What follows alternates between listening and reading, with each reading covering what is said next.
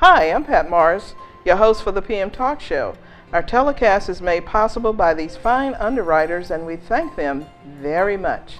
Locally owned and operated by Doctors Wheaton Boobridge, the Animal Care Center in Hammond and Pet Care Center in Ponchatoula have 6 vets on staff with nearly a century of combined experience. Celebrating our 30th birthday in May, the Animal Care Center has offered a full line of veterinary services, which includes medicine, surgery, grooming, boarding, and 7 days a week emergency services. Our mission is to provide the highest quality of veterinary care in a professional, compassionate manner. The Animal Care Center and Pet Care Center, a commitment to excellence with love and care for your pet. Hello again, this is Pat Morris, your host for the PM Talk Show. We're out here again on beautiful Miller Lake, and we have a special guest that we haven't had on in quite some time, but we wanted to bring him back to let you know all of the happenings and all of the good things that are taking place now at Hammond Junior High. And I'm talking about the principal, Mr. Terran Perry. How are you today? Pretty good today, Mr. Morris. How are you? I'm great. I'm glad, and I'm excited about all of the things that are happening. So we're just going to open up the camera, and it's yours. I'm excited too. Okay.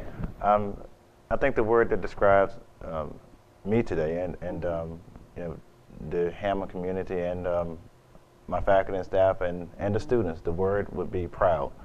Right. Today we're proud. I'm proud of our kids. I'm proud of our faculty. I'm proud of our parents. I'm proud of our community, because today, in this school year, I saw the community come together to support a school. I saw the students come together to support a school. I saw the parents, the teachers come together this year to support a school, and we're on the pathway to success at this point. So, proud. That's very good. I'm glad to hear that, and I've been thinking about so many things that I want to say because of our involvement with it. And I want you to know that you are an exemplary principal, an exemplary leader, and you do have total community support right now, and that's a good thing. The kids, let's talk about a lot of the different trips that they went on, and what was that like for them? Oh wow, that's one thing that. Let me just say, I wish I could have gone on several of them with them. But this year, our kids, they took a couple trips, if I'm not mistaken, to New Orleans. To one in particular was to the Science and Space Center, and no, that was in Mississippi. Yeah, they took a trip in Mississippi to the Science and Space Center, and they enjoyed that. A big trip that they took this year was one that they went to San Antonio, and they got a chance to experience a lot of hands-on things in San Antonio, dealing with the STEM curriculum. Okay. An even bigger trip that they've taken this year, and you know, I'm very excited about the fact that our kids are getting all of this exposure. So the kids went to Washington, D.C. this year. I saw that. They visited all kinds of exciting places in D.C., and one of the specific places that they visited, which touched my heart, was the Tomb of the Unknown Soldier, in Arlington National Cemetery, and they had an opportunity to reflect and to think about the sacrifice that our soldiers made for the country. So we are very excited about that, and proud of our Miss Tressa Hart Jackson, who spearheads all of this for us, and without her, we don't know what we'll do. I can imagine. She's a jewel. But one of the things that all of this helps to do, and before we go to that, I saw on Facebook where they talked to a Holocaust survivor, and I could see the expressions on their faces, how intent they were listening to what this individual had to say. Yes, we live in a world in which discrimination exists, and it's something that we fight against, and it's good to experience history and to learn from history so that we won't repeat the same mistakes over again. So the kids had an opportunity to sit there, and I know the picture that you're referring to, because that picture touched my heart also, just to see how attentive our kids were at the time. I mean, I actually heard that one of our kids actually shed a couple tears, and it's good for our kids to reflect and just to think about how far we've come as a society, and it takes all of us to minimize and completely demolish the ills of discrimination. That means that's gender discrimination, that's racial discrimination, it's classism, and I'm glad our kids had that opportunity. And that was a good thing. Now, I understand that you did last year some components of IB and STEM. Yes. Can you explain to the audience what that's all about? Absolutely. In order to become the ideal middle school, you have to go ahead and expose your kids to everything, everything that there is to offer in education, and realizing that although our direction is definitely math and science, we've decided, we've took it upon ourselves to say, hey, there's a need for math and science. Individuals who are educated in math and science and who have strong math and science backgrounds in the world that our kids are getting ready to be exposed to. But also, we want them to experience, those components of MYP or IBD, arts component, the international, the open-mindedness, those learner profiles. So we push math and science, but we've also figured out a way to integrate our math and science curriculum into the IB curriculum to prepare those kids for the PDP, and it pretty much works seamlessly. It was pretty easily done when you really understand that STEM is a philosophy, and IB is a curriculum. So the two pretty much go hand in hand. Yeah, and you would have to have that. Now, PDP, that's your pre-diploma program. That's the pre-diploma program. Can you explain that? Yes, ma'am. The pre-diploma program is pretty much offered at Hammond High School. And what happens is that we prepare these kids at the junior high school using what's called a MYP curriculum, or middle years program curriculum. And it's basically just project-based learning, and the kids engage in what's called culminating projects, in which they complete projects that integrates across the subject areas and that kind of thing. Of course, they have to engage in foreign language, and they have to have an arts class, a performing arts class. And those kinds of things are things that are mandated, that are required in order to engage in what's called the middle years program, MYP. All of that together, plus we've gone above and beyond to provide our kids advanced classes, and that further prepares them for the PDP program at Hammond High, which the PDP program in turn prepares them for what's called the diploma program at Hammond High, and that's what's considered the real pathway to the IB diploma. It's Hammond High's 11th and 12th grade diploma program. So the years from 5th grade all the way through 10th grade, it's really called the MYP years. That's the middle years program, and that's when the kids are preparing to go into the diploma program in their 11th and 12th grade years. So all of this stuff fits together, and so we've making great strides in preparing our kids for anything that our high school has to offer. So that being said, how do you feel about 5th and 6th grades being added to your school? Why is that so important? I think 5th and 6th grade, well, 5th and 6th grade are considered middle year grades anyway. And so many school districts and schools have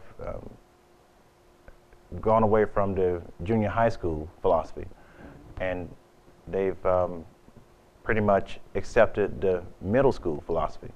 And middle school includes 5th grade, 6th grade, 7th grade, and 8th grade, and that's the major reason, because of course we know that there's a difference between a middle school minded student and the elementary minded student. There's a big change. That's the first reason why I'm an advocate for adding all of those middle grade years to a middle school. The second reason is that we just know how effective our educators are in the building, and according to the data, we know that if we can expose these kids to effective instruction a year or 2 years earlier, just a little more time, we know that we can send them to high school more students proficient in English language arts, and more students proficient in math.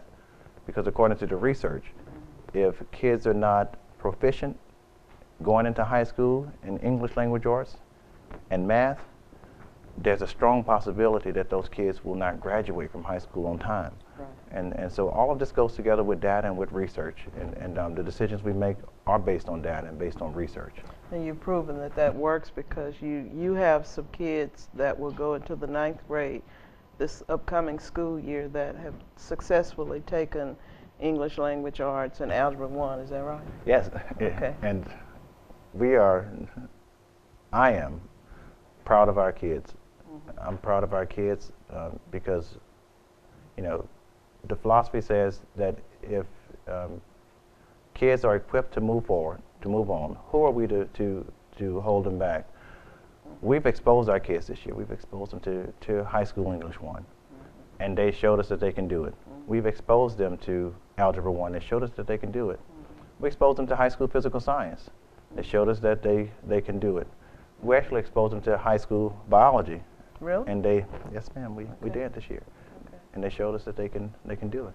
With very little, and you did all of that, which is a good thing. And I personally feel that the middle school years are the most critical years in learning, because kids, they're trying to identify who they are, and you know, you really need to make sure that they're prepared before they get to the 9th grade. Is that true? Absolutely. I love middle school. I started out in middle school when I first began teaching, and you know, they say that you have to be a different kind of person to deal with middle school children, because of course at that age they're socialized, or that's the most important thing in the world to them.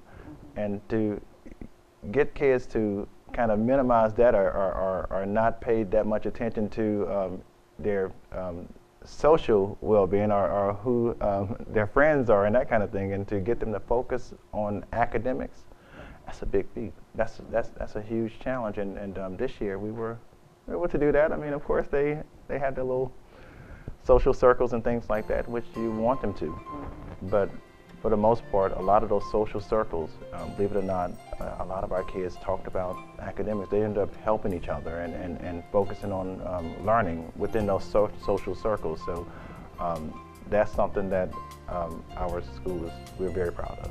Right. Well, we're going to take a break now, and when we come back, we're going to delve deeper into what's going on at Hammond Junior High. We're going for a break, and we'll be right back. Shelters are the best places to find a new pet. What a perfectly beautiful little lady. That's where you'll discover healthy, loyal, and loving animals. You little rascal. Eager to become a part of your family. A person is the best thing to happen to a shelter pet. Oh, ladies first. Be that person. Adopt. This is living. Hey, kid. To find out more, visit theshelterpetproject.org. Welcome back to the PM Talk Show. This is Pat Marsh, your host, and we have as a very special guest today Mr. Terran Perry, who's the principal at Hammond Junior High. Mr. Perry, before we went to break, we were talking about a lot of the success stories and the accomplishments that you've made at Hammond Junior High. In doing so, and while we were talking, I remember 2 students who came on, the very first students that came on my show and talked about their experience at Hammond Junior High. You're talking about Noah Holly? Right. And Tristan Chalette. Right. And the reason I'm doing that is that I've watched them grow from the very first time they came on the show to where they are now going into the 9th grade. So tell me a little bit about how they're doing. I feel blessed to have watched Noah and Tristan for these last 2 years. I've seen them go from a little shy. Well, Tristan is not shy, but Noah is a bit on the quiet side. You know, typical 7th grade students to 8th grade, 9th grade leaders, and that's what I've witnessed with both of those boys. Right. Tristan wants to go to the United States Naval Academy. Tristan knows that he has to maintain a 3.8, 3.9 GPA all the way through high school. He's going to do that. Tristan is going to be a military officer. Right. I know it. Noah is pretty much going to work for IBM. Noah's going to lead. He's going to own his own company. It's all over both of these students, and they're doing absolutely phenomenal. In fact, just yesterday we went to speak at Eastside Elementary School, just to talk to their sixth graders about the things that we're offering at Hammond Junior High School when they come there. And Noah and Tristan actually accompanied me on this trip yesterday, and they had the opportunity to encourage the kids and to tell them the different things that the school offers. And if you had seen them yesterday, you would have been proud. I felt like a proud father, a proud parent. Yeah, and I can imagine I feel like a proud grandmother, because every time I come, if they're helping out in the office, they are so professional, and they handle themselves in such a mannerly way. It just makes you proud of them. Now, STEM, science, technology, engineering, and math, what percentage, that's open to all of the kids, right? Yes. Okay. Here's the misunderstanding concerning STEM education. We're at the point to where I see that the community or just various people there's a misunderstanding. Of course, it's a curriculum that's geared towards science, technology, engineering, and math. But there are no set requirements. There are no set school-wide building certifications that STEM must be accompanied by to deem a school a STEM school. In order for a school to become a STEM school, that's a leader's decision. That's a school principal's decision to say, and a faculty's decision to say, hey, we're going to make the decision staff-wide to have a strong focus on those specific areas, to have a strong focus on science, technology, engineering, and math. And we're going to gear everything that we do, pretty much, almost everything we do, towards those areas because there's a need. And so a STEM school some schools focus on, technical education, VOTEC and that kind of stuff. And that's in the category of STEM. And schools decide to say, okay, we're going to focus all of our attention in that area. Some schools just focus on the technology part of STEM. They're still consider themselves STEM schools, but their major focus is technology. Some just math. Some just science. Some schools, math and science. And that's the direction that Hammond Junior High, we've decided to go in as a faculty. We've decided that our STEM focus will be strictly on advanced maths and advanced sciences. And we're pretty much on the direction of becoming the math science school. And that's a huge step for us, and that was a decision that we decided to make as a faculty.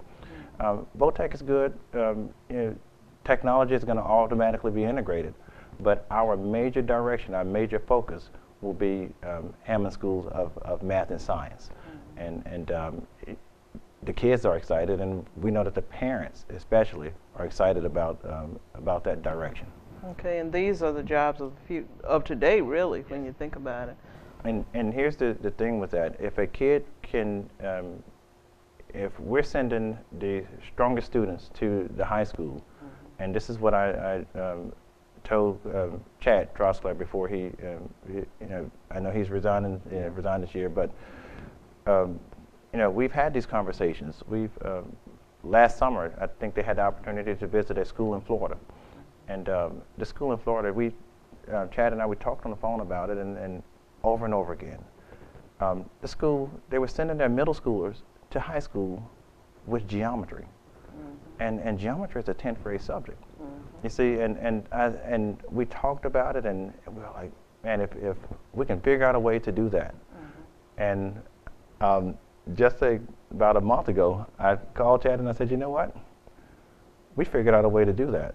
And we're going to start sending you these kids, with our advanced math and advanced science curriculum. We're going to start sending you kids with a strong background, not just in algebra, but we're going to impact those kids with geometry also, because if they can do it in Florida, we have to sometimes think outside of the box. Right. If they can do it in Florida, we can do it right here in Hammond, Louisiana. Right.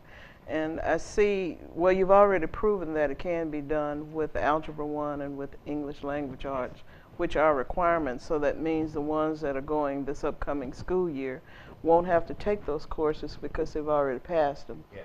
So they'll start with English 2 and Algebra 2 in the 9th grade. Yes, ma'am. And here's the thing. Even if they did have to, and that's what Mr. Trostler and we were talking about.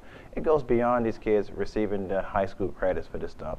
Right. Even, right now the State Department only allows a kid to go into high school with they can earn no more than 4 credits. Mm-hmm. But that's not, eventually I hope that they decide to let them earn however many we have to offer. Mm-hmm. But even if they didn't receive the high school credit for some of this stuff, they have the knowledge base. Mm-hmm. They're going into high school with the knowledge base. They're stronger students. They're going to be students who are, Hammond High knows that, okay, well, the junior high is going to send you at least 100, 150 students per year. Mm-hmm. With strong backgrounds in math and strong backgrounds in science. Mm-hmm. It's going to be guaranteed. And those are going to be considered the math science gurus of the high school is the direction that we're going in. And can you imagine what the receiving schools numbers would be if your kids go to them prepared, and when they take the test and what have you, their cohort scores are going to go through the roof? Absolutely. The best thing, and I know that we've been hearing a lot about Hammond High School, and I've been getting a lot of questions and that kind of thing, but the best thing that we can possibly do for a high school is to send them students who are well prepared. Right. So the best thing to do at this point for me as a school leader is to focus on K-8 education, so that we can send kids to Hammond High School well prepared for their curriculum. Yeah. And that's going to take everybody working collaboratively in order to do that. When you look at the fact that Hammond has a big university right here, yes, in Tangipahoa Parish, parents, children, seniors will decide ultimately themselves, I realize that, where they want to go, but should they decide to go to Southeastern, collaborating with them in the high school would let the students know, or let the principals know, what they expect their freshmen to have when they come in. And all of this is before they decide what they want to decide their careers to be at the end. So what do you think about the collaborating with Southeastern even on a middle school level? I'm a huge advocate. I'm a huge advocate for enhancing or doing what it takes to better our local university. Mm-hmm. We have everything that we could possibly ask for right here in the city of Hammond. Mm-hmm. You have a wonderful university, wonderful high school. Mm-hmm. You have wonderful, we're working on our K-8 programs. So we have the setup for success. I mean, I believe that collaborating with Southeastern is key, because they work with us, they work with the high school, and we collaborate on the programs. What are they looking for? What kind of students are they looking for? As they collaborate, the college, they collaborate with the economy. They collaborate with the needs of the economy. They go out and they say, okay, well, these are the kinds of jobs and the kinds of people companies are looking for. These are the kinds of skills. Mm-hmm. So as a university, let's focus our curriculum and our offerings. Let's adjust. Right. Education evolves. So after Southeastern collaborates with what's necessary for kids to be prepared to work in the workforce in this economy, in turn, we mimic our programs to prepare our students for our local university. You see, and that's the way that, in my mind, that's the way that I see that happening. Yeah, and I agree with you. And one of the things I say throughout my travels and talking to different people, there's absolutely no reason under the sun why this can't be done, because Hammond is in the hub of everything. I mean, we're sitting right here where everything comes in to Tangipahoa Parish. There's absolutely no reason why we can't reach out and work together and have a school system that would be second to none. that everybody across this country, for that matter, and you might say you're dreaming, well, it all starts with a dream, that they can come here to see where we were and where we are now. That's a good thing. How do you feel about that? The same way Yeah. you feel, because, and here's the thing, you know, people, I mean, say that, I know that I'm a visionary. I know that I'm a dreamer, but my reality is that, you know, all kids can achieve great things, and all kids have the potential. That's why when someone comes and mentions, okay, well, look, what about technical education? I mean, that has its place, but let's prepare our kids properly first. Right. Let's educate them properly first, because we are proven that all kids can learn at high levels. We just have to care enough and to figure out a way to make them tick. That's our responsibility as educators. So, you know, let's prepare the kids properly, and let's give them the choice. If you have a kid who's scoring advanced in math, the kid may say, okay, well, I have the choice now. It's my choice. I'm not being placed on a path to technical education, and not that there's anything wrong with technical education, because everything has its place. But let's put the choice back in the children's hands to say, okay, well, I can go to MIT, I can go to Southeastern, but I want to go to this VOTEC right here because I have an interest in this, but I have the background knowledge, I have the academics under my belt to be able to make that choice on my own. Right. So that's what we want to do. And that's going to take a lot of hard work, but our kids can do it. I mean, I know they can. I see them doing it every single day. Okay, well, certainly we thank you for coming on today, and this is good.